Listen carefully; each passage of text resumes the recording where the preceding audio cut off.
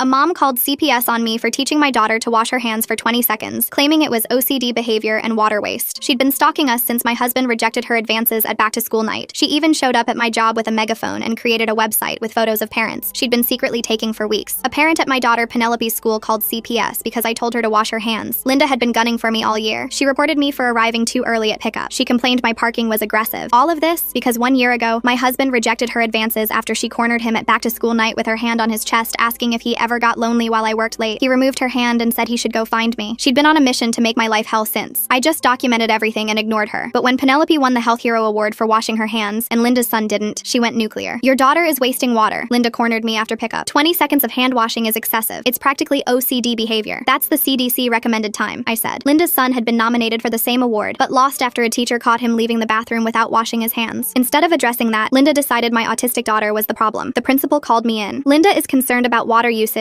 and possible mental health issues, she said, looking embarrassed. I would have just ignored her like always, but there was one problem. I'm a water treatment engineer. I literally calculate municipal water usage for a living, and there was no way I was letting that bitch win again. I pulled out my phone and showed her the CDC guidelines. 20 seconds is the medical standard. It uses less than a gallon of water. I know it's ridiculous, the principal said, but she's getting other parents involved. She demanded a school board meeting. The meeting was packed. That psycho beach Linda came prepared with printouts about water conservation and mental health statistics she'd found online. We're in a water crisis, she announced. She glared at me. When I mentioned I was a water treatment engineer and that 20 seconds only used half a gallon, she rolled her eyes. Credentials don't matter when we can see the waste happening, Linda shot back. That's when the district facilities supervisor stood up to defend me, but I told him to sit back down. I'm sorry, everyone. I then turned directly to face Linda. After taking everything in, I realized you're right. Suddenly, a huge smirk was plastered across her face while she nodded approvingly. Yeah, no kidding, she laughed, but I just let her have her moment. Because in the midst of all the water drama, I remembered something. Linda was going through a divorce. She was unemployed, and everyone had seen her kid line up in the free food queue during lunch. And at the end of the day, I didn't want to make her life worse. Better to wave the white flag. We all filed out after that, and everyone on my side apologized to Linda for going against her. When I got home, my husband showed me a message on his phone. It was from Linda. She told him all about what had happened, and worded it in a way that made her seem like an innocent little girl. We both laughed at her, and he blocked her. I think that was my husband's 5th rejection of her LOL. I thought that was that, until the next day. Because at 9 a.m., I woke up to CPS banging on my door. 2 caseworkers stood there with a police officer. My daughter came downstairs for breakfast and asked why the police were there. The caseworkers insisted on inspecting our home immediately. When they were finished investigating, they all had an extremely confused expression on their faces. The report claimed we were starving our daughter, keeping her locked in the basement, and that my husband was inappropriately touching them during forced washing rituals. The whole investigation took 6 hours while my daughter missed school and I missed work. If it wasn't for some quick thinking, I would have lost my kid. It was pretty obvious that Linda was behind it all, but I didn't want to point fingers until I had some concrete evidence. And the next day, I got it, because I was picking my daughter up from school when I heard an annoying voice speaking behind me. I turned around to see Linda, bragging about how she had put me in my place. The moms beside her looked concerned, but I ignored them. Oh, I didn't even notice you standing in front of me. Her voice dripped with self-righteousness. Guess I better come clean about yesterday. My bad. I really did think your husband was